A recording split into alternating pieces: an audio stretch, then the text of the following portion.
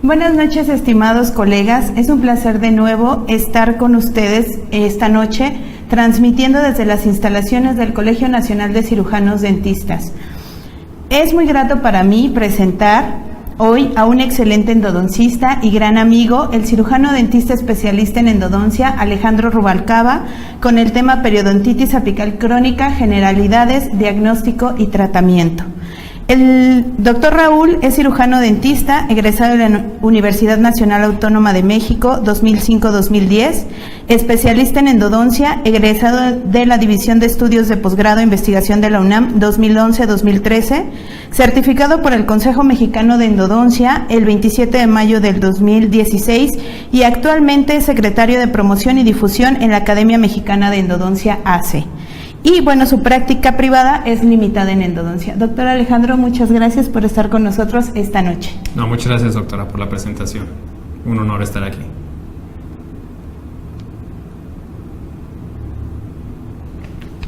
Te digo.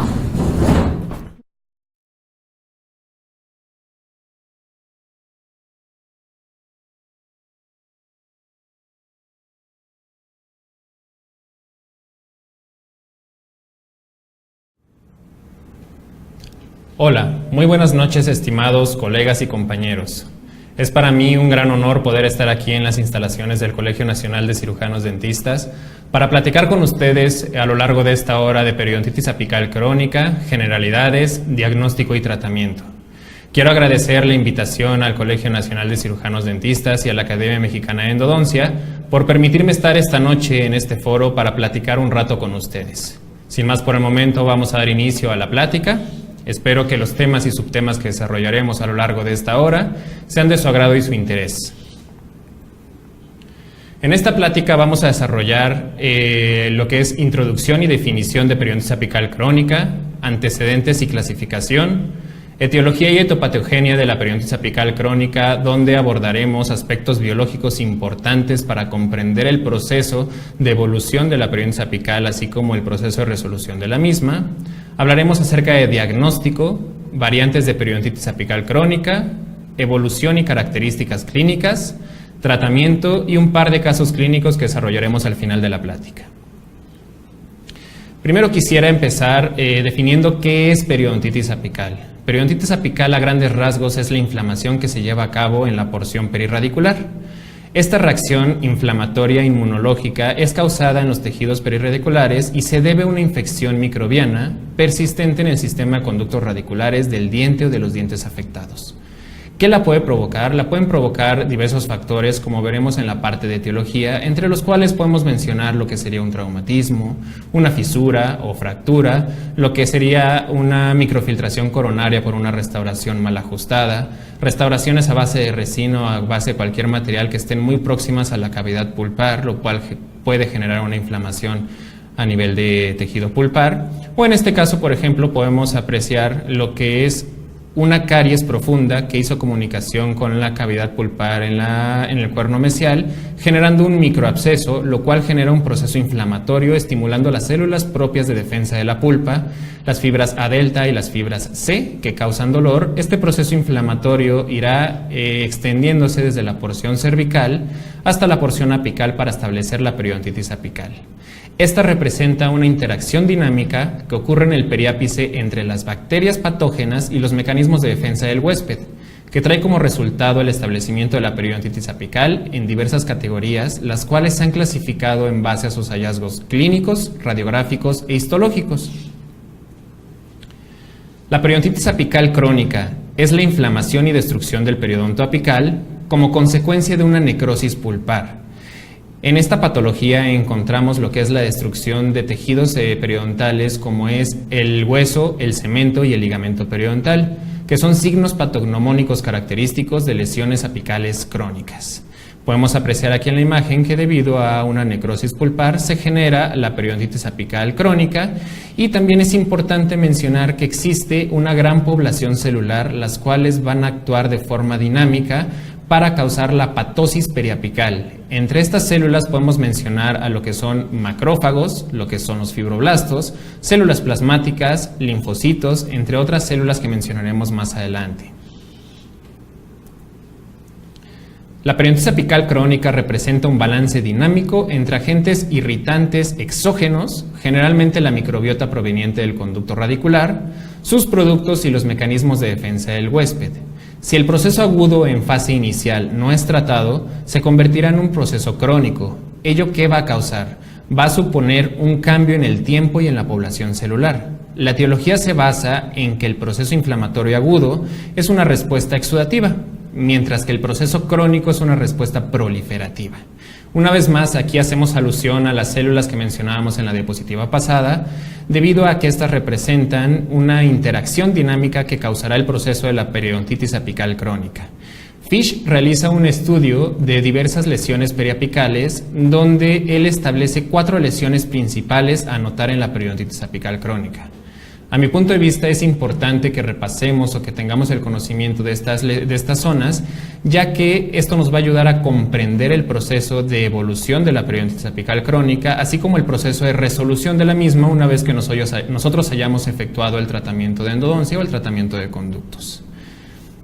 Él encuentra 4 zonas principales. Primero encontramos la zona marcada en verde, que es la zona de infección o la zona de necrosis, en donde vamos a encontrar la presencia de bacterias provenientes del sistema de conductos radiculares, y en la porción apical encontraremos la primera línea de defensa, que van a ser los leucocitos polimorfoluclares neutrófilos, que van a limitar la salida de estas bacterias hacia lo que es el tejido óseo, causando la primera línea de defensa. Posteriormente encontraremos la zona de contaminación o la zona exudativa, marcada en amarillo con el punto número 2, en donde vamos a encontrar diversas toxinas provenientes de estas bacterias, las cuales van a causar la destrucción celular, y en esta zona vamos a encontrar un predominio de linfocitos, a veces piocitos y células plasmáticas que van a delimitar una vez más el daño en esta zona. Posteriormente encontramos lo que es la zona de irritación o granulación, marcada con el número 3 en morado, y aquí podemos encontrar una zona de irritación dominada principalmente por macrófagos, en donde vamos a tener una alta actividad fagocítica y encontraremos productos o subproductos bacterianos de forma atenuada, los cuales ya no son tan patógenos y virulentos. Y posteriormente encontraremos lo que es, también en la zona número 3 o la zona de granulación, olvidaba decirlo, podemos encontrar la presencia de osteoclastos que van a generar la destrucción ósea. En la zona número 4, que es la zona de irritación, la zona fibrosa, disculpen, encontramos lo que es el predominio de fibroblastos, los cuales van a delimitar el proceso de infección crónica y en su caso van a intentar iniciar la reparación una vez retirados los estímulos provocados que provienen del sistema de conductos radiculares. Aquí encontramos también la presencia de osteoblastos. El sistema de conductos radiculares puede albergar una gran cantidad de irritantes debido a los cambios patológicos de la pulpa. La salida de estos irritantes o de estas sustancias hacia los tejidos perirradiculares trae como consecuencia el desarrollo de la periodontitis apical o su establecimiento. Dependiendo de la índole, cantidad y duración de los irritantes en los tejidos, se van a presentar diversos cambios tisulares. Sin embargo, cuando estos irritantes son de carácter leve o transitorio, la inflamación será muy breve y resolverá por sí sola. Pero sin embargo, cuando encontramos irritantes que ocasionan una persistencia o una inflamación más prolongada de los tejidos, encontraremos que estas no van a ceder por sí sola y se establecerá el proceso de evolución de la periodontitis apical crónica, como alcanzamos a apreciar en esta imagen, donde desde el estadio de inflamación pulpar inicial comienza a haber una necrosis parcial hasta la degeneración total del mismo, y la salida de estas sustancias y de estas toxinas bacterianas hacia la porción periapical trae el establecimiento de la periodontitis apical crónica. El mayor reto al cual nos enfrentamos nosotros como endodoncistas o como clínicos al tratar este tipo de patologías es tratar de reducir o de eliminar sustancialmente la carga microbiana presente en el interior del sistema de conductos radiculares, ya que si no logramos disminuir o reducir sustancialmente esta carga, la evolución del caso no será satisfactoria. Sabemos que es imposible lograr una esterilidad en el sistema de conductos radiculares, pero sí podemos lograr, por medio de diversas técnicas de instrumentación limpieza, conformación y obturación, podemos lograr que estas bacterias no tengan sustratos necesarios para poder subsistir y por lo tanto poder perpetuar una inflamación crónica. En este caso observamos un conducto radicular obturado con la presencia de filtración, seguramente, que causa un aumento de sustrato necesario para las bacterias, lo cual genera que existan bacterias que sigan creciendo y por lo tanto perpetúan la inflamación o la infección externa del sistema de conductos radiculares. ¿Qué buscamos en todo tratamiento de conductos? Nuestro objetivo principal es reparar los tejidos y recuperar la funcionalidad del mismo. De nada nos sirve realizar un tratamiento de conductos en donde el paciente nos manifieste que no puede comer, que le duele apretar, que no puede utilizar el lado donde hicimos el tratamiento de conductos. Eso no nos serviría de nada. Siempre tenemos que restablecer lo que es el estado de salud anatómico normal e ideal en los pacientes mediante el uso de diferentes técnicas, como ya lo hemos mencionado. Aquí podemos observar un aumento de la zona del conducto radicular que está desajustada y no sellada, en donde existe la presencia de bacterias.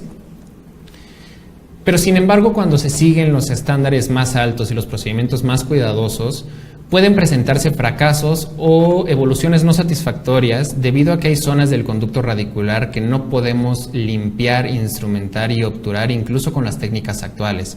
Sabemos que el sistema de conductos radiculares representa una gran complejidad y una red de sistema de conductos que pueden tener lo que son deltas apicales, lo que son conductos interconductos, lo que son conductos recurrentes, conductos transeptales. Todos estos conductos y sistema de conductos radiculares nos pueden representar un verdadero reto en cuanto a limpieza, conformación y desinfección del sistema de conductos radiculares. Entonces es importante poner siempre al alcance del paciente todos nuestros medios tecnológicos y conocimientos biológicos para tratar de resolver lo mejor posible un caso de periodontitis apical crónica. Sin embargo, también en casos muy raros existen factores dentro del tejido periapical inflamado que puede ocasionar que no haya una curación o una resolución total. Como por ejemplo en el caso de los quistes, donde debido a la presencia de un epitelio que rodea esta lesión, es más difícil que haya una resolución favorable. Existe presencia de cristales de colesterol, de cuerpos de Russell, cuerpos de Rushton, que nos dan una pauta característica de infiltrado inflamatorio crónico, lo cual nos podría perjudicar en lo que es la evolución satisfactoria del tratamiento. Diversos estudios han demostrado que la patología periapical es el resultado de bacterias y sus productos, así como la respuesta del huésped. Esto ha sido demostrado a lo largo de algunos estudios, como por ejemplo Kakehashi en el año de 1965, donde él demuestra la relación que existe entre la infección bacteriana de la pulpa y el desarrollo de las lesiones periapicales. Realiza un estudio en ratas de laboratorio donde las divide en dos grupos. Realiza exposiciones quirúrgicas de estas ratas del tejido pulpar y muestra la evolución de estas. Dividió a las ratas en ambientes de estadio normal, en donde la presencia de bacterias va a ser importante para causar una patología pulpar y periapical, y demostró que a lo largo del tiempo se generaba una necrosis pulpar y por tanto una reacción inflamatoria en el hueso que causaba la destrucción apical. Y por otra parte encontró que en las ratas sujetas a ambientes notobióticos, es decir, libres de infección, estas ratas mostraban una reparación, un puente dentinario sobre la comunicación pulpar directa y no había o existía evidencia de patología periapical. Por otra parte, Sundqvist hace un estudio hacia 1976 de dientes necróticos asociados a trauma. Él demuestra que a través de fisuras pueden penetrar bacterias que llegan a la cavidad pulpar generando la necrosis de la misma y por tanto una inflamación e infección perirradicular. Él realiza posteriormente extracción de estos dientes asociados a trauma y necrosis pulpar y hace cortes seccionales del hueso para evaluar si había presencia de bacterias en el hueso. No encuentra lo que es presencia de bacterias en tejido óseo, pero sí encuentra una contaminación evidente de los conductos dentinarios que pueden tener una comunicación directa con el tejido periodontal. Posteriormente, Korsen y colaboradores y Moller y colaboradores realizan estudios en simios, donde son los primeros en mencionarlos que los microorganismos asociados a una flora mixta participan en el desarrollo, mantenimiento y perpetuidad de las lesiones perirradiculares. Ellos realizan este estudio y mencionan que la cantidad de inflamación y la sintomatología va a estar desarrollada directamente por la cantidad de bacterias que se encuentren presentes y el tiempo de establecimiento de estas bacterias en el sistema conductos radiculares, y que encontramos una inflamación y así como una evolución más aguda en dientes donde encontraron lo que es más de una cepa bacteriana, es decir, que exista la presencia de cocos, la presencia de bacilos, la presencia de espiroquetas. Cuando solo se encuentra asociada la infección intrarradicular y extrarradicular a lo que es una cepa bacteriana, la sintomatología es menor. Por lo tanto, podemos concluir que la necrosis pulpar por sí sola no es suficiente para causar una patología perirradicular, pero sí podemos decir que la presencia de una necrosis pulpar más el efecto asociado a bacterias patógenas en el interior del sistema de conductos radiculares sí pueden generar una patosis periapical.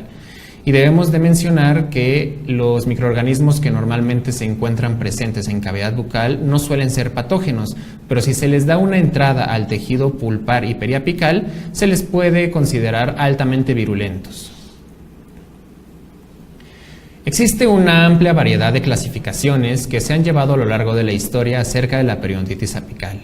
Unos han basado sus clasificaciones en base a hallazgos histológicos, otros en base a hallazgos radiográficos, otros en base a aspectos clínicos, otros en base a aspectos moleculares, pero siempre ha existido una gran controversia entre poder tener una clasificación que englobe todas las características. Siempre existe alguna controversia, pero para fines prácticos nos basamos en lo que es una clasificación clínica, en donde vamos a dividirlos en lesiones agudas y en lesiones crónicas. Las lesiones asociadas a síntomas importantes como dolor o inflamación van a corresponder a la periodontitis apical aguda, y las lesiones asociadas a lo que son aspectos crónicos no van a tener dolor o van a tener una sintomatología muy leve. En la clasificación de periodontitis apical aguda encontramos a la periodontitis apical aguda y al absceso apical agudo. Aquí entramos en una pequeña controversia debido a que clínicamente tiene sintomatología de un proceso agudo, pero histológicamente corresponde a un proceso crónico. Es por eso que decía que siempre ha existido una controversia en la clasificación. Y pasando a lo que es la periodontitis apical crónica, tenemos la periodontitis apical crónica, la periodontitis apical crónica supurativa, el granuloma, osteitis condensante y la presencia de un quiste periapical.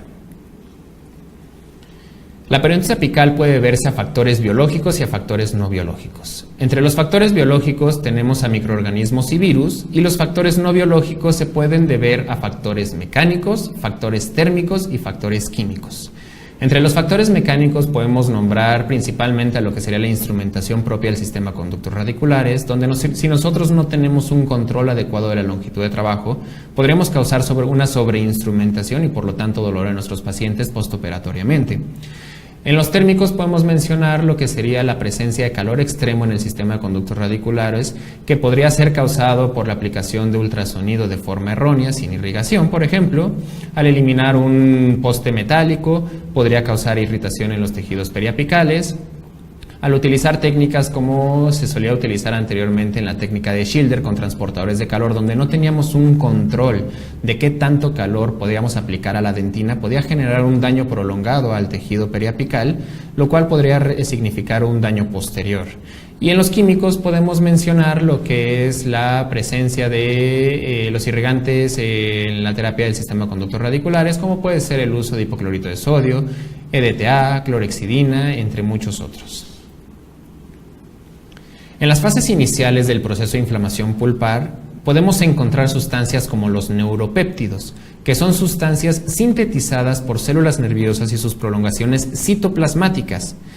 Estas sustancias, conocidas como neuropéptidos, son importantes en el establecimiento de la inflamación de estadios agudos y de estadios crónicos. Inicialmente se han localizado 5 neuropéptidos principales, entre los cuales podemos mencionar a la sustancia P, que va a originar inicialmente un cambio de una vasoconstricción inicial. Posteriormente encontramos al péptido vasoactivo intestinal, al gen relacionado con la producción de calcitonina, al neuropéptido Y y a la neurocinina A. Todos estos van a tener un efecto de vasodilatación. Al tener este efecto vasodilatación permiten la extravasación y la permeabilidad de los vasos sanguíneos, permitiendo el establecimiento de estadios iniciales de inflamación apical.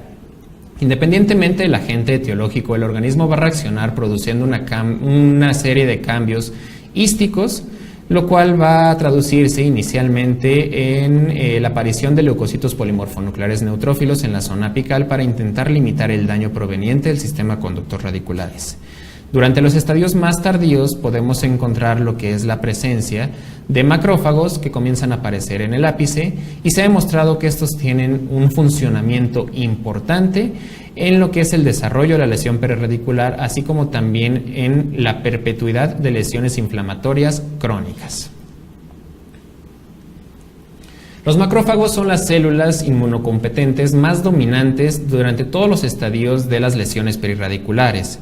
Estas células participan en diversas funciones como son fagocitosis a cuerpos extraños, presentación de antígenos y actúan en la inmunoinducción de diversas células y de sustancias activas como son las interleucinas, las prostaglandinas, los leucotrienos, el factor de necrosis tumoral y la colonia estimuladora formadora de macrófagos. Todas estas sustancias se ha demostrado que pueden inducir lo que es la resorción ósea, entre las cuales encontramos la interleucina 1, la 2, la 6, la 8, la prostaglandina 2, el leucotrieno beta 4, el factor de necrosis tumoral alfa y la colonia estimuladora formadora de macrófagos. También debemos mencionar lo que es el sistema RANKL-estoprogesterina como uno de los factores cruciales para el desarrollo de la periodontitis apical crónica. En cuestiones normales existe la presencia de osteoblastos y osteoclastos. Los osteoblastos generan una molécula denominada RANKL y una molécula también denominada osteoprogesterina. La osteoprogesterina actúa como un factor señuelo que se une al sistema RANK, que es una molécula que se encuentra flotando en ambiente citoplasmático provocada por los osteoblastos, y siempre existe un pequeño número libre de RANKL que se une a un receptor transmembranal de los precursores de osteoclastos, el RANK. Este receptor, al unirse con su factor ligando, va a hacer una activación y se va a diferenciar el osteoclasto para diferenciarse en un osteoclasto maduro, en donde se va a unir a la laguna de resorción con sus bordes de cepillo y causará una resorción activa. En condiciones normales existe un número equilibrado entre osteoblastos y osteoclastos, pero en condiciones anormales, con la presencia de un macrófago que, como mencionamos, puede generar la presencia de diversas citocinas proinflamatorias y de diversos factores moleculares, ¿qué va a causar? Va a causar que el número de moléculas RANKL sea mayor que el de osteoprogesterina, por lo tanto van a activarse un mayor número de precursores osteoclásticos, habrá una activación acelerada de osteoclastos, lo cual generará un proceso de resorción más elevado que un proceso de aposición ósea por los osteoclastos. Es por eso que es importante mencionar y recordar todos estos aspectos moleculares para entender el proceso de evolución de la periodontitis apical crónica. ¿A qué se puede deber la persistencia de signos y síntomas en una periodontitis apical crónica? Se puede ver a 4 factores principales. Entre ellos encontramos a lo que son microorganismos intrarradiculares persistentes, lo que sería una infección extrarradicular asociada a un biofilm bacteriano, lo que sería la presencia de una reacción a cuerpo extraño, como podría ser una sobreobturación, por ejemplo, y lo que sería la presencia de un quiste verdadero. Las bacterias son la causa principal y más común de inflamación pulpar y periapical, y por consecuencia el punto de partida más usual es la caries. No es necesario que se establezca una comunicación entre el tejido pulpar y la lesión cariosa, ya que las bacterias, a través de diversos mecanismos como los lipopolisacáridos, pueden penetrar a través de la permeabilidad de los túbulos dentinarios y generar una inflamación a nivel periapical. Estudios microbiológicos como los de Sundqvist, Faber, nos han demostrado que la microbiota asociada a las infecciones intrarradiculares y extrarradiculares es principalmente debido a bacterias gram negativas anaerobias. Entre las infecciones primarias se han encontrado principalmente a Prevotella intermedia, Eubacteria, Fusobacterium nucleatum, Porphyromonas endodontalis y gingivalis, y en las infecciones secundarias o persistentes, como podría ser en el caso de un absceso fénix o una periodontitis apical crónica recurrente o refractaria, podemos encontrar la presencia de Enterococo fecalis, Actinomyces israelí, Candida albicans y Propionibacterium. Ahora hablaremos un poco acerca del diagnóstico. El diagnóstico es la interpretación de los signos y síntomas de una enfermedad donde buscamos discernir o reconocer la afección utilizando diversos recursos.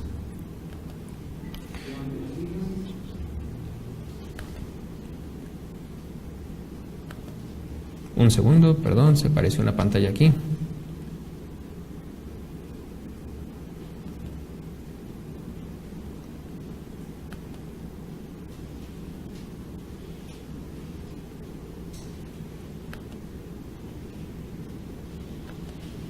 Listo, disculpen. Retomando la plática, el diagnóstico es la interpretación de varios signos y síntomas a partir de utilizar diversos métodos de diagnóstico para reconocer una enfermedad. Un tratamiento correcto depende del éxito en el diagnóstico. Cuando el paciente llega a nosotros, no debemos de preocuparnos directamente por la sintomatología que tenga el paciente. Es un factor importante, sí, pero siempre debemos de conocer antes de irnos al factor endodóntico lo que es el aspecto de salud general del paciente. ¿Cómo vamos a lograr esto? Mediante una adecuada historia clínica y una anamnesis o un interrogatorio directo con el paciente, ya que no es lo mismo que nosotros realicemos un tratamiento de conductos independientemente del estado patológico pulpoperiapical que éste se encuentre, en un paciente sano a un paciente que toma bifosfonatos, porque por ejemplo los bifosfonatos nos podrían comprometer en el manejo del tratamiento de conductos, ya que la irritación que pueda causarse en el tejido óseo podría generar una necrosis propia de esta zona. Otra cuestión importante sería tomar en cuenta si el paciente toma algún medicamento rutinario, si tiene alguna enfermedad sistémica como lo que es diabetes. Entonces siempre es importante conocer el estado patológico del paciente. Una vez que conocemos el estado histopatológico del paciente, nos vamos a lo que es el diagnóstico específico endodóntico, donde hablaremos acerca de historia de dolor, pruebas generales, pruebas específicas, pruebas complementarias y radiografías, que todas ellas en conjunto nos ayudarán a emitir un diagnóstico definitivo para establecer un tratamiento exitoso. En el diagnóstico de la historia de dolor vamos a preguntarle al paciente cuál es el problema central, el motivo por el cual viene con nosotros a consulta, y que el paciente con sus palabras nos refiera qué es lo que siente y qué está molestando. Muchas veces con escuchar al paciente atentamente podemos darnos cuenta de un diagnóstico presuntivo de qué tipo de problema podría tener el paciente, lo cual vamos a comprobar nosotros con nuestras pruebas clínicas. Vamos a preguntar acerca de la localización del dolor, si el paciente sabe dónde le duele, si es difuso, si es localizado, cuándo comenzó, desde hace cuánto tiempo lo siente, qué evolución ha tenido, si ha aumentado, si hay factores que lo provocan o factores que lo atenúan, con qué frecuencia, cuál es la duración de su molestia, si hay posturas que le disminuyen o le aumentan el dolor y si es estimulado o espontáneo. Esto nos dará una pauta de qué tipo de patología periapulpar nos podemos empezar a enfrentar. Es importante siempre realizar también nuestras pruebas generales que a menudo llegamos a omitir, ya que por ejemplo la prueba de movilidad dental nos dará una idea del nivel de inserción o del grado periodontal que tiene de afección el órgano dentario a tratar. Lo que es la palpación nos puede ayudar a determinar lo que es una inflamación en la porción periapical del diente o de los dientes asociados. Lo que es la percusión horizontal y vertical nos va a dar una pauta de inflamación en el ligamento periodontal. Y yo creo que la más importante de todas es el sondeo. Siempre es muy importante en todos los dientes que nosotros vayamos a realizar tratamiento de endodoncia, realizar un sondeo, ya que el sondeo nos va a ayudar a determinar el estado de soporte que tiene el diente y nos podría ayudar a determinar algunas zonas de fracturas, posiblemente una lesión endoperiodontal verdadera, lo cual nos va a indicar la pauta de cómo debemos de tratar nuestro caso clínico a tratar. En las pruebas específicas vamos a aplicar lo que es las pruebas térmicas con gutapercha caliente y con cloruro de etilo o con EndoEyes. En los casos de periodontitis apical crónica usualmente van a responder negativas las pruebas, aunque en algunos casos de necrosis pulpar parcial la prueba de calor puede desencadenar dolor debido a la estimulación de fibras C, que causan un dolor prolongado y sordo, y son las últimas en degenerarse normalmente. Dentro de las pruebas complementarias quisiera mencionar la prueba de cuña y tinción, ya que en ocasiones pasamos desapercibido una posible fractura que podría complicar el pronóstico y el tratamiento de la pieza a tratar. ¿Cómo vamos a realizar la prueba de cuña o tinción? Vamos a pedirle al paciente con una batelenguas que muerda sobre cada una de las cúspides. El paciente normalmente nos va a referir que existe dolor principalmente al apretar sus dientes. ¿Esto qué nos podría dar una pauta? Nos podría dar una pauta de alguna periodontitis, pero no necesariamente necesita estar establecida una periodontitis, puede deberse simplemente al signo de una fractura radicular vertical, en donde radiográficamente vamos a apreciar en ocasiones una lesión en forma de J que rodea la raíz afectada. Es importante siempre que nosotros examinemos nuestras paredes, ya que en ocasiones podríamos realizar algún tratamiento de conductos, esperando que la sintomatología resuelva y el paciente nos manifiesta que no siente alivio, que sigue sintiendo dolor al morder. Examinamos y nos damos cuenta de que existe una fisura, una fractura, lo cual eventualmente podría indicar la extracción de la pieza, suponiendo el caso de que la fractura radicular vaya hasta la porción radicular. Aquí observamos algunas imágenes de fracturas radiculares. Y finalmente las radiografías, que nos pueden dar mucha información acerca de la pieza que vamos a tratar, como una caries profunda, la bifurcación o trifurcación de los conductos, lo que son restauraciones desajustadas, lo que es presencia de calcificaciones u obliteración del espacio de los conductos radiculares, lo que sería un ápice abierto con una lesión extensa, lo que sería una evolución posiblemente no satisfactoria de un tratamiento de conductos con una periodontitis apical crónica, lo que sería la presencia de resorciones internas y resorciones externas, la presencia de un radix entomolaris o de estructuras anatómicas no visibles claramente en las radiografías, planificar nuestro tratamiento con curvaturas muy severas para poder ofrecer la mejor resolución del caso, y lo que serían fracturas. Las radiografías ofrecen una gran desventaja como métodos de diagnóstico complementarios. Entre ellas tenemos que tienen la presencia de un ruido anatómico. ¿Qué es esto? La superposición de imágenes. El que exista radiográficamente el que no exista radiográficamente una lesión no quiere existir que clínicamente o histológicamente no exista. Por ejemplo, en este caso observamos la afección a un primer molar, en donde el paciente refiere una sintomatología de dolor al morder. Radiográficamente no observamos absolutamente ningún daño, pero en la tomografía podemos alcanzar a apreciar que existe un daño en la raíz palatina y en la raíz mesiovestibular causada por una infección crónica. También la tomografía nos puede dar una gran ventaja en cuanto a que debemos de recordar que la radiografía periapical por sí sola nos puede ocultar algunas patologías, y que para que exista radiográficamente la evolución de una lesión periapical debe existir un 35% aproximadamente de destrucción de las corticales. Una tomografía nos puede evidenciar perfectamente de forma tridimensional lo que es el diente que vamos a tratar, y nos podemos dar cuenta de conductos, la configuración de los conductos radiculares, del soporte de la pieza, de posibles fracturas, o por ejemplo aquí la presencia claramente de un radix entomolaris, y saber cómo vamos a abordar nuestro caso y tratarlo de una mejor forma. Es importante mencionar que ningún método de diagnóstico de los cuales hemos mencionado es suficiente para establecer un diagnóstico definitivo, y que una vez que hemos tocado todos estos temas y que hemos realizado nuestras pruebas, ahora sí podemos establecer un diagnóstico pulpo periapical definitivo para establecer el tratamiento.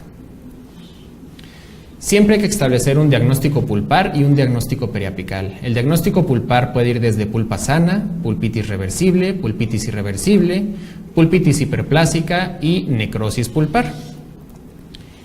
Y también debemos de establecer un diagnóstico periapical, que puede ir desde un periápice aparentemente sano, pasando a periodontitis apical aguda, periodontitis apical crónica, periodontitis apical crónica supurativa, absceso apical agudo, absceso fénix, osteitis condensante y quiste periapical. La necrosis pulpar, como lo hemos mencionado, es el factor principal por lo cual se establece una periodontitis apical crónica, y puede ir desde el periápice sano hasta lo que es el quiste periapical. Iremos desarrollando cada una de estas patologías para poder entender mejor la evolución de la periodontitis apical crónica. La evolución de la lesión crónica varía según una serie de circunstancias. El granuloma apical es la forma histológica más común y dominante de la periodontitis apical crónica. En algunos casos el tejido de granulación puede permanecer invariable, y crecer lentamente también puede suceder, y de esta forma destruir gran cantidad de tejido óseo, pero en ocasiones puede agudizarse y formar lo que es un absceso. Si el granuloma apical sigue una vía de evolución crónica, puede permanecer invariable y asintomático durante muchos años, incluso sin tratamiento, pero la evolución normal de este tipo de patologías puede irse hacia lo que es un absceso, posteriormente hacia un quiste y como última instancia podríamos tener una variante de la periodontitis apical crónica, que es la osteitis condensante, que se caracteriza por una sobreproducción de hueso en la porción apical debido a una inflamación crónica de baja intensidad y de largo tiempo de evolución. El quiste es una lesión que se desarrolla a partir de una inflamación crónica preexistente y está recubierta por una cavidad de epitelio con un lumen central lleno de líquido que a su vez va a estar rodeado por tejido de granulación y por una cápsula fibrosa. Existen diversos tipos de quiste que veremos un poco más adelante. Empezamos con la necrosis pulpar y el periapis aparentemente sano. ¿Por qué mencionamos a periapis aparentemente sano? Porque lo que decíamos en las diapositivas pasadas, una radiografía puede ser engañosa y podría ocultarnos una lesión crónica que existe a nivel apical. En la necrosis pulpar con periapis aparentemente sano vamos a tener una necrosis total o parcial. Va a ser la evolución de una pulpitis irreversible o de algún traumatismo. Siempre las respuestas van a ser negativas a estímulos. No va a haber una respuesta sintomatológica a la percusión y la palpación y radiográficamente no apreciaremos ninguna rarefacción apical. Clínicamente podemos encontrar lo que es un cambio de coloración en la corona. Podemos encontrar una caries grado 2 o grado 3. Las pruebas térmicas van a ser negativas, la percusión horizontal y vertical va a ser negativa y el paciente nos va a referir que no tiene sintomatología actual, pero que en algún momento tuvo dolor, el cual desapareció por sí solo. Y esta enfermedad tiene meses de evolución. La necrosis pulpar y periodontitis apical aguda la mencionamos ya que es el inicio de lo que podría ser un absceso apical agudo.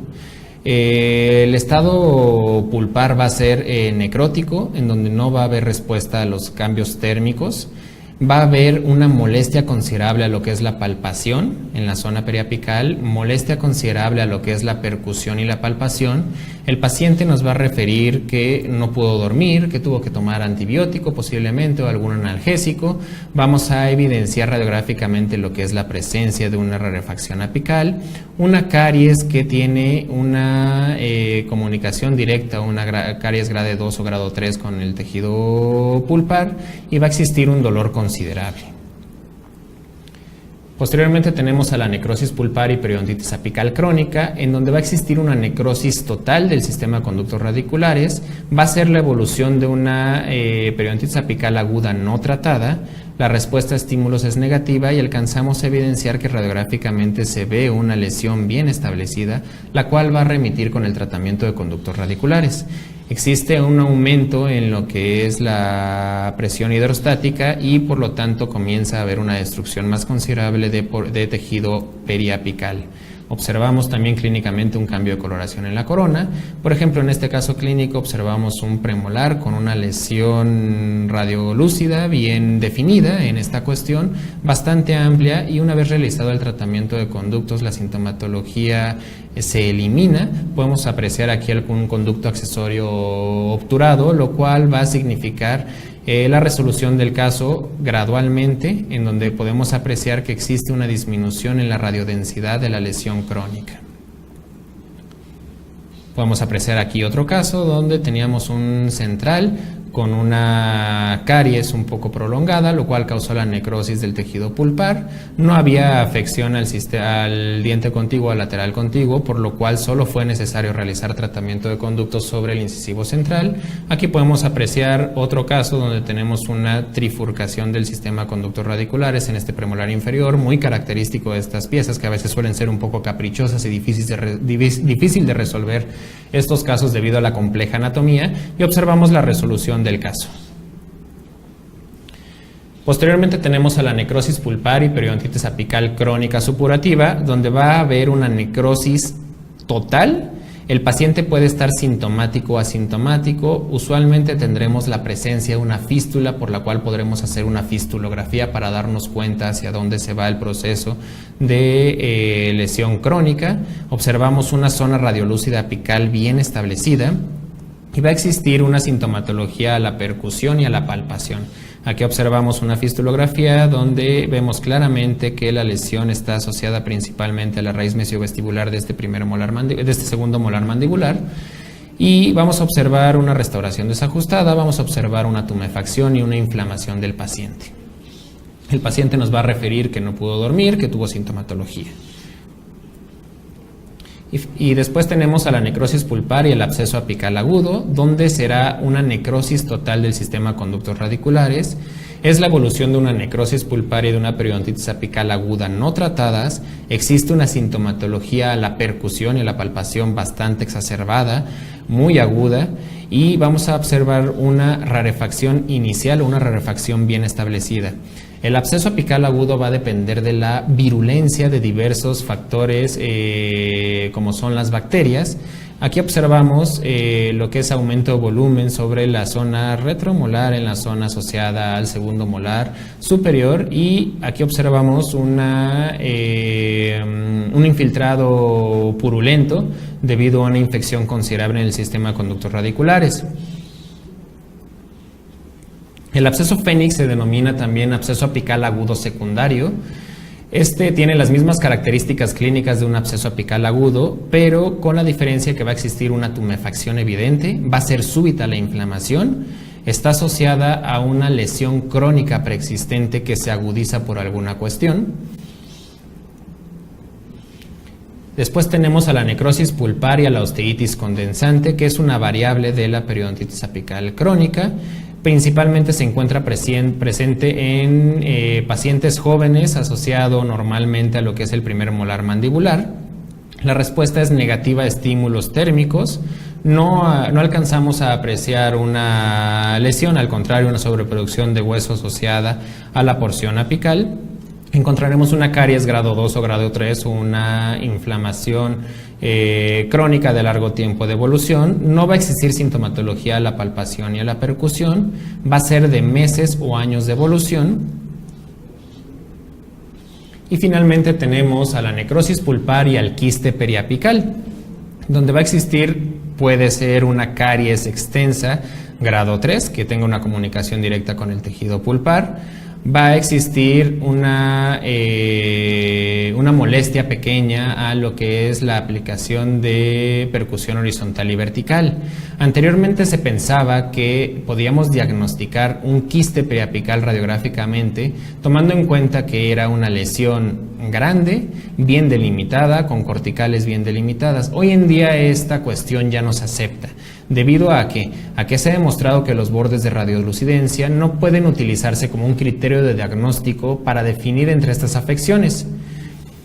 Y ahora se distingue claramente que una lesión amplia con bordes bien definidos solo significa una lesión que va creciendo de forma lenta y sostenida.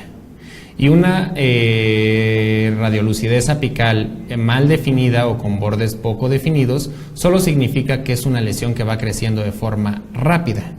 Tanto una lesión grande como una lesión pequeña puede significar lo que es la presencia de un absceso, la presencia de un granuloma o la presencia de un quiste.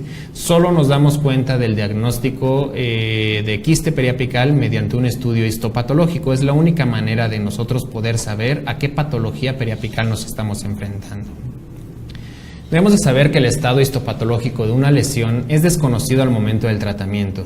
Siempre debemos de tener en cuenta que el estado histopatológico de la lesión es más avanzado de lo que nosotros podemos distinguir clínica, radiográfica o tomográficamente. Entonces nosotros tenemos que aplicar, como lo habíamos mencionado, diversas pruebas y métodos de diagnóstico para tener una idea en qué estadio de evolución de la periodontitis apical crónica nos estamos enfrentando. Nair nos menciona que un 15% de las radiolucideces apicales corresponden a lo que es la presencia de algún quiste. Mencionábamos que existen dos tipos de quiste, que es el quiste verdadero y el quiste en bolsa. Los quistes se originan a partir de los restos epiteliales de malas heces y puede existir el quiste en bolsa, el cual va a tener una relación directa con el sistema de conductos radiculares, y el quiste verdadero, que va a estar aislado del sistema de conductos radiculares. Existe una gran controversia entre si el tratamiento de conductos va a resolver la lesión quística o no. Es muy difícil de saber, puesto lo que mencionábamos, que no sabemos si nos enfrentamos a un quiste, a un granuloma o un absceso. Pero si el sistema de conductos radiculares tiene relación con el quiste, como es el quiste en bolsa, podría resolver satisfactoriamente la lesión quística. Pero si es un quiste verdadero, por muy buen tratamiento de endodoncia que nosotros realicemos, en la afección de periodontitis apical crónica no va a resolver por sí solo y necesitaríamos la enucleación quirúrgica del quiste o una cirugía periapical. En el tratamiento vamos a realizar una necropulpectomía, ya que la necrosis pulpar, como lo mencionábamos, es el factor principal y causal de la periodontitis apical crónica. Realizaremos una instrumentación coronoapical con nuestros sistemas rotatorios de forma manual o de la forma que más nos acostumbremos a trabajar. Debemos de saber que a pesar de que utilizamos hoy en día magnificación, lo que utilizamos irrigación activada con ultrasonido, que utilizamos diferentes sistemas rotatorios, cerca de un 35% del sistema de conductos radiculares no es tocado nunca por algún instrumento.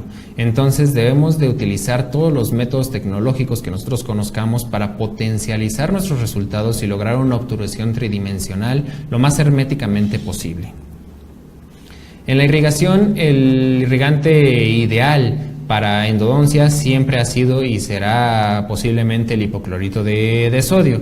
Se utiliza en una concentración que va aproximadamente desde el 2.5% hasta el 5.25%. Debemos de utilizar agujas de un calibre 27 aproximadamente con salida lateral para evitar posibles extrusiones y daños al periodonto apical, y debemos de utilizar la potencialización del ultrasonido para poder incrementar nuestro beneficio de área tocada por el irrigante endodóntico y poder eliminar así la mayor cantidad de bacterias presentes en el interior del sistema de conductos radiculares y de la anatomía compleja del sistema de conductos radiculares. La medicación intraconducto es un aspecto importante a tomar en cuenta en las lesiones crónicas, ya que muchas veces podemos terminar nuestros tratamientos en una sesión, pero no es lo más aconsejable en lesiones crónicas, dependiendo de la sintomatología, de la evolución y de la patología que nos encontremos tratando. El hidróxido de calcio tiene un pH de 12.4% aproximadamente, es muy alcalino y tiene poder de penetración hacia los túbulos dentinarios. Alcanzamos a apreciar en esta imagen un conducto obturado con la presencia de biofilmo de bacterias asociadas alrededor de la obturación tridimensional, lo cual podría significar el fracaso a largo plazo de nuestro tratamiento de conductos radiculares. Es por ello que es muy importante no precipitarnos y tratar de terminar todos nuestros tratamientos en una sola sesión, a pesar de que hoy sea posible con el uso de diversos instrumentos tecnológicos que podemos aplicar en el tratamiento de conductos. Siempre debemos de realizar una medicación intraconducto adecuada, que en ocasiones podemos combinar con ya sea iodoformo o con diversos vehículos para tener los fines adecuados de desinfección del sistema de conductos radiculares lo mejor posible. Aquí observamos una imagen donde tenemos una lesión crónica de gran extensión. Observamos la colocación de hidróxido de calcio, que va a tener una radiodensidad muy similar a lo que es la dentina. Así nos podremos dar cuenta que estamos colocando bien nuestro hidróxido de calcio, y posteriormente se realiza la obturación del sistema de conductos radiculares, asegurándonos de un pronóstico más favorable a largo plazo para nuestro tratamiento.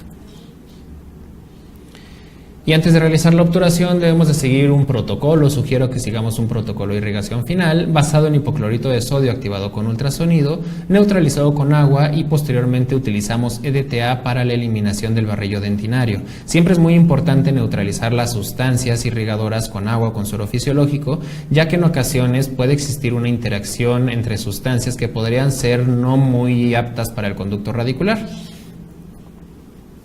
para finalmente lograr la obturación tridimensional y hermética del sistema de conductos radiculares y la resolución de nuestro caso.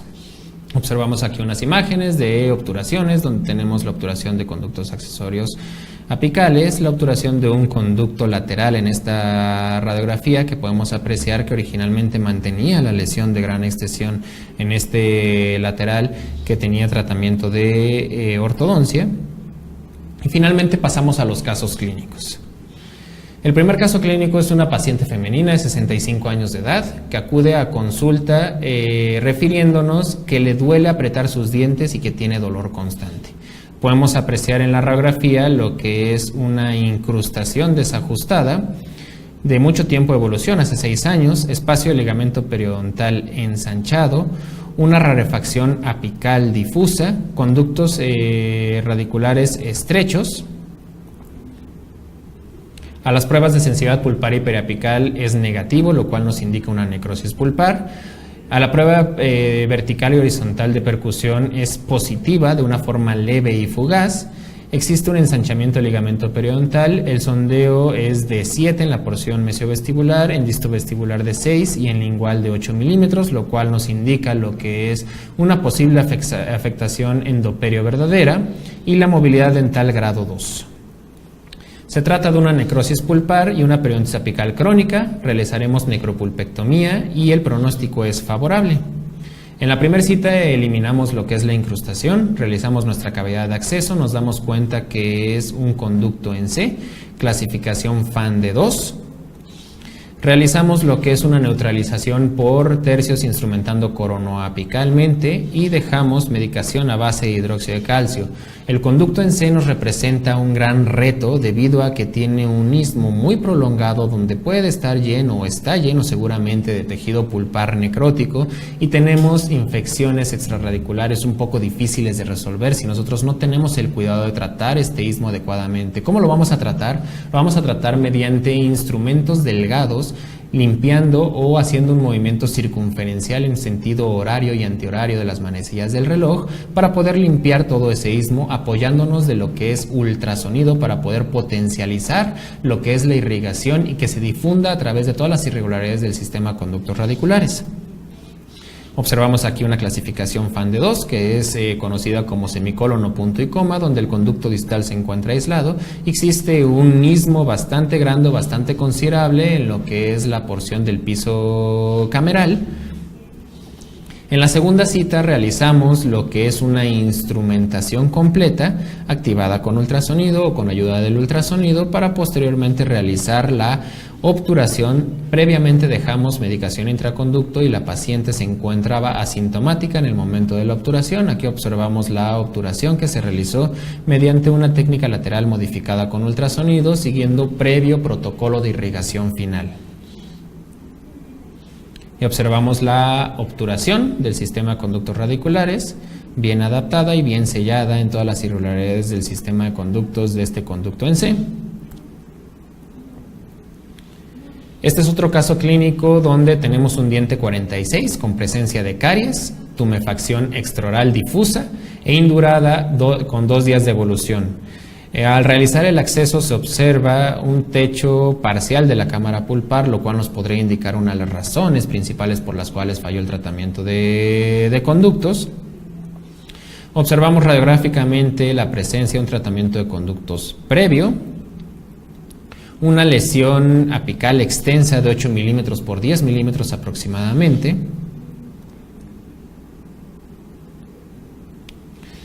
Las pruebas térmicas no son valorables, puesto que es un diente que tiene tratamiento de conducto. A la percusión vertical tiene una molestia leve y fugaz y a la percusión horizontal es negativa. Tumefacción difusa extraoral. Es un diente sin pulpa. El diagnóstico de pulpar y periapical definitivo es un absceso fénix.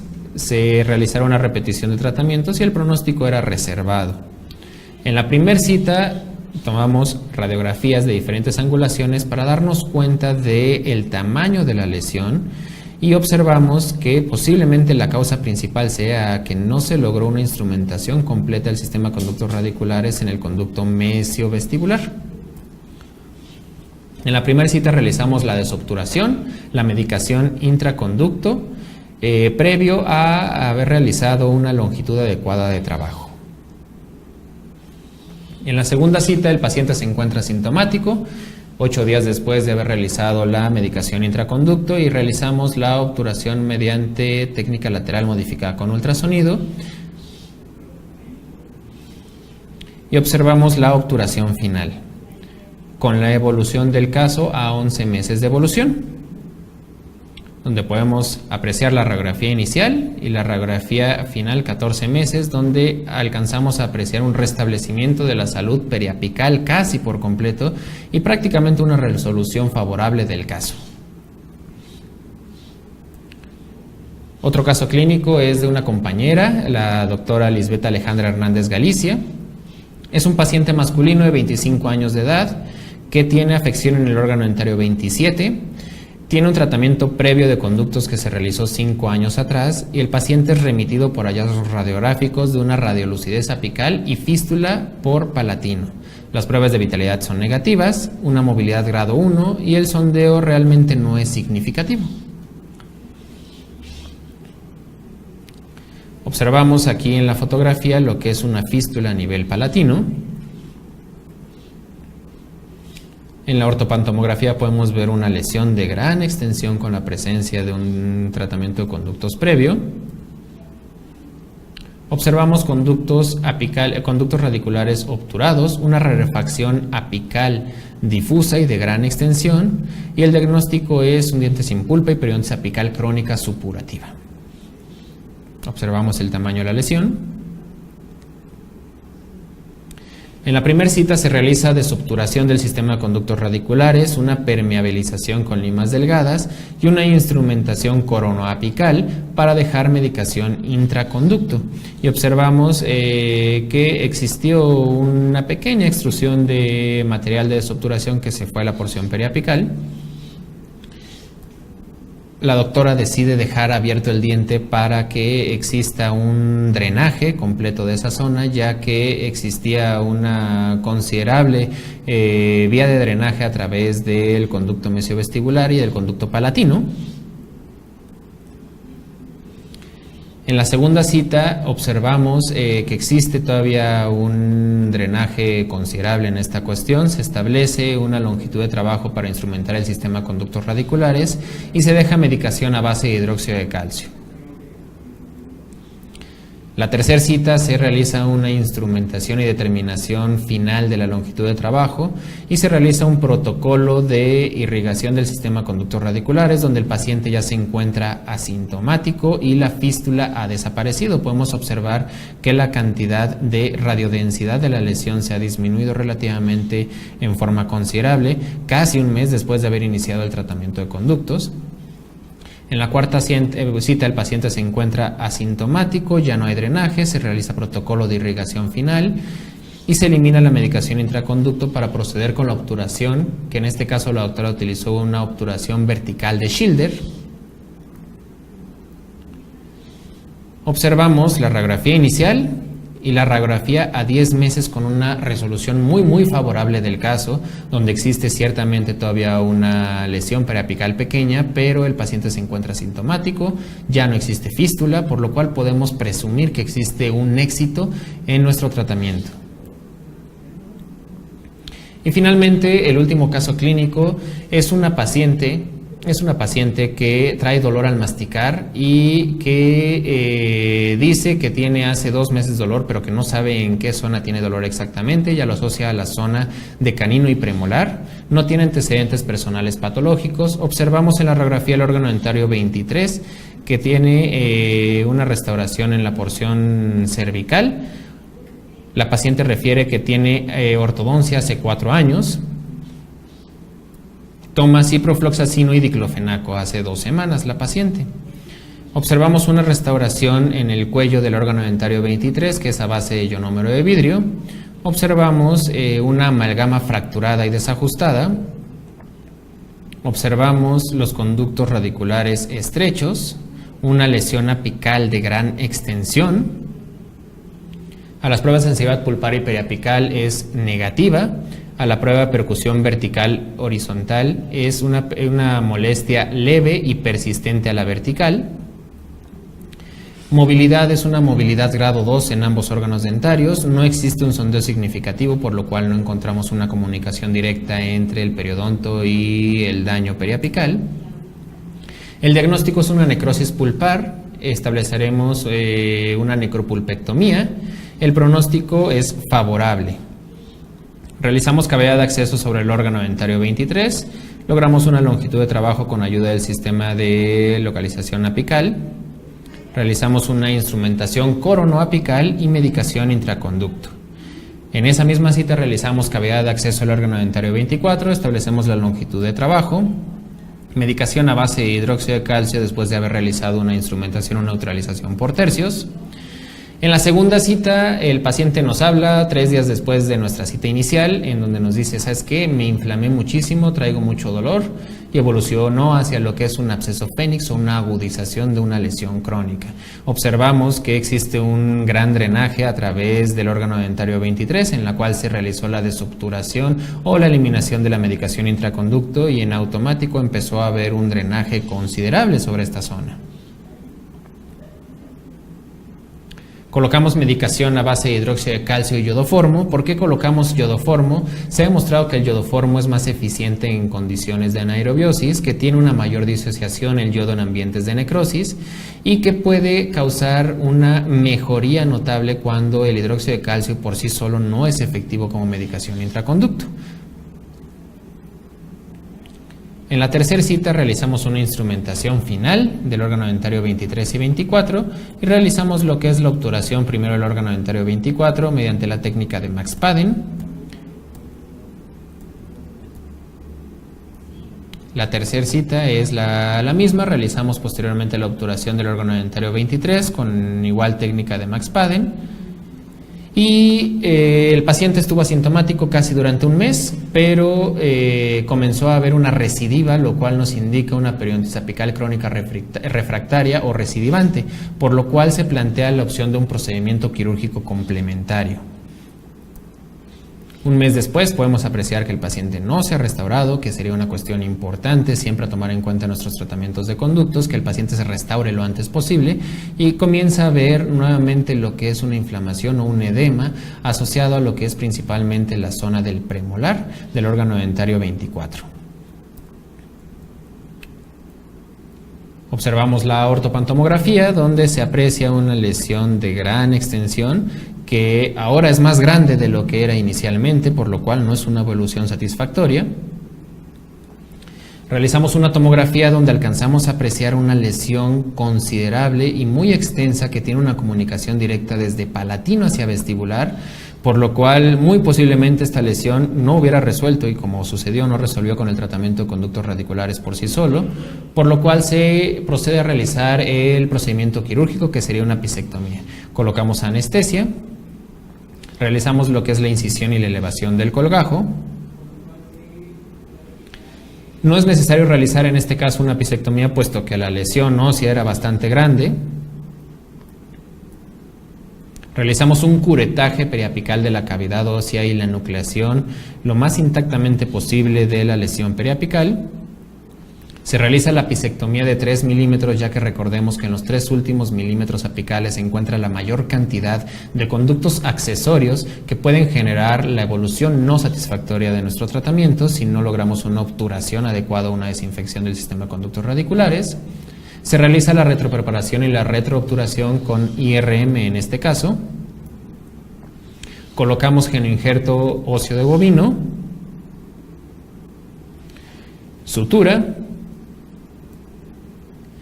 y esta es la lesión que nosotros extirpamos de esta zona, donde se manda estudio histopatológico, y el resultado del estudio histopatológico es quiste periapical contra granuloma periapical. ¿Por qué mencionamos quiste periapical versus granuloma periapical? Nos mencionaron en el estudio histopatológico que lo ideal, y eso hubiera sido lo que hubiéramos querido hacer, era realizar una extirpación in toto de la lesión, para poder darnos cuenta si se trata de un quiste o de un granuloma en evolución a quiste. Para realizar la extirpación in toto es necesario cortar el ápice y enuclear por completo la lesión.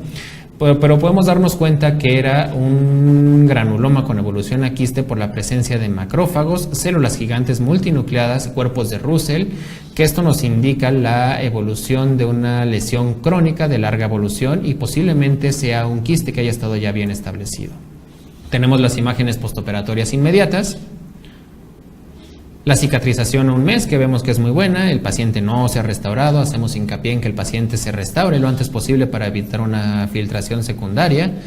Observamos el control a los 3, a los 6 y a los 9 meses, donde observamos una desaparición por completo de la lesión, en donde seguramente el genoinjerto óseo se ha integrado adecuadamente. Observamos los dientes ahora sí adecuadamente bien restaurados. Y el control a 1 año 4 meses, donde observamos la desaparición de la lesión, el paciente no tiene signos, no tiene síntomas y hemos logrado el objetivo de nuestro tratamiento de conductos, que es la recuperación de la funcionalidad del mismo. La evolución satisfactoria con la tomografía computarizada de inicio y la tomografía computarizada final. Y como conclusiones podemos decir que existe una gran variedad de conocimientos que debemos de aplicar en cada uno de los tratamientos que nosotros realizamos para poder lograr el éxito de nuestros tratamientos. Y que debemos de tener en cuenta que la etiología de una lesión periapical crónica es un proceso infeccioso, por lo cual debemos de lograr erradicar siempre la mayor cantidad de sustancias patógenas dentro del sistema de conductos radiculares. La etiopatogenia de las patologías pulpares y periapicales está claramente asociada a la presencia de microorganismos en el sistema de conductos radiculares, y la presencia de signos o síntomas después de realizar un tratamiento de conductos nos habla de periodontitis apical crónica refractaria o persistente, por lo cual será necesario establecer un tratamiento quirúrgico que nos ayude a resolver o desorganizar adecuadamente el biofilm. Nosotros no sabemos en qué estadio histopatológico se encuentra una enfermedad determinada, pero sí podemos tratar de establecer en qué estadio se encuentra dependiendo a nuestros conocimientos y a los hallazgos clínicos y radiográficos que nosotros vamos encontrando. Esta es la bibliografía que utilizamos. Y sin más por el momento, agradezco su atención. Orgullosamente UNAM. Muchas gracias.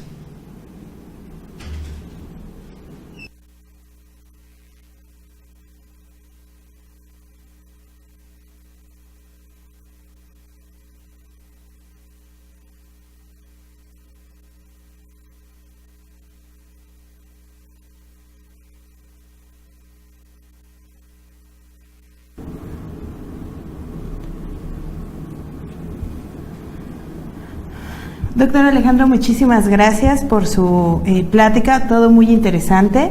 Y bueno, tenemos algunas preguntas, sí, doctor, como de la doctora Leticia, que dice: ¿qué complicaciones y qué pronóstico puede tener una fractura vertical en el tratamiento de endodoncia? Bueno, la complicación principal que tenemos en una fractura vertical es primero lograr establecerla.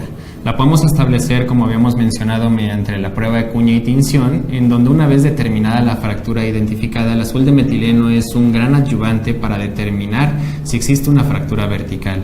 La fractura vertical nos puede comprometer el pronóstico de una pieza, causando desde una pulpitis irreversible hasta la necrosis pulpar de esta zona, y dependiendo de qué tan grande sea la fractura vertical, comprometerá el pronóstico de la pieza en cuanto a si es necesaria la extracción o no. Una fractura vertical que corre a lo largo del eje longitudinal de la raíz por debajo de la cresta puede generar un pronóstico desfavorable, por lo cual un tratamiento de conductos no resolvería la sintomatología del paciente y lamentablemente sería necesaria la extracción de la pieza. El doctor Fernando también tiene una duda y nos dice: ¿cuál es la diferencia histológica entre una periodontitis apical crónica y una apical aguda? Ok, la diferencia radica principalmente en cuanto a signos y síntomas, pero histológicamente tenemos en lesiones agudas la presencia de leucocitos polimorfonucleares neutrófilos como primera línea de defensa, y posteriormente comienzan a aparecer otras células, como lo mencionamos en la plática, que son los macrófagos, los linfocitos, las células plasmáticas, entre muchas otras que nos dan un estadio de lesión crónica o de inflamación crónica. El doctor López nos escribe un caso y dice: en un diente con diagnóstico de periodontitis apical crónica y resorción externa, dice, ¿es suficiente el tratamiento de conductos para detener este proceso resortivo? Bien, es una muy buena pregunta. Debemos de recordar que la resorción externa se debe a un proceso inflamatorio de larga evolución, en donde el tratamiento de conductos puede ayudarnos a eliminar la infección o la inflamación que se encuentra en la porción perirradicular y podría frenar sustancialmente el grado de resorción. Pero no es una ley, no siempre la inflamación que existe en la porción apical pueda detener esta resorción. Si vemos que la resorción sigue estando activa, posiblemente sería necesario apoyarnos de una cirugía periapical para hacer un curetaje en esa zona, eliminar el tejido crónicamente inflamado que podría estar perpetuando una resorción externa. Y una última pregunta, doctor. El doctor Castro nos dice que si el uso combinado de hipoclorito de sodio con agua oxigenada puede mejorar la eficiencia de la solución irrigadora. Bien, es una muy buena pregunta. El hipoclorito de sodio tiene unas acciones antimicrobianas muy ideales dentro del sistema de conductos radiculares y el agua oxigenada puede causar una ebullición o un burbujeo de esa zona debido a la alta concentración de oxígeno, lo cual podría ayudarnos a potencializar, sí, efectivamente, lo que es la acción bactericida del hipoclorito de sodio y nos podría ayudar a meternos más en algunas zonas anatómicas de difícil acceso, lo cual también puede ser logrado con la presencia de la activación ultrasónica de irrigación, por lo cual si no tenemos un ultrasonido podríamos hacer uso de esta combinación de hipoclorito de sodio con agua oxigenada para poder potencializar un poco más nuestra sustancia irrigadora. Muchas gracias, doctor, por su plática. Agradecemos a todos los que nos vieron por este medio, a los que nos vieron desde Colombia, Nicaragua, Ciudad de México, Veracruz, Michoacán, Guerrero, Tamaulipas, Querétaro, Oaxaca y Puebla. Muchas gracias por acompañarnos esta noche. Y bueno, vamos a entregarle su constancia, doctor. El Colegio Nacional de Cirujanos Dentistas, Fundación Dr. Manuel Rey García, otorga el presente reconocimiento al doctor Raúl Alejandro Rubalcaba Campos por su participación en la conferencia virtual con el tema periodontitis apical crónica, diagnóstico y tratamiento por la Odontología Mexicana, Ciudad de México, abril 23 de 2018. Muchas gracias y que tengan una excelente noche. Muchas gracias.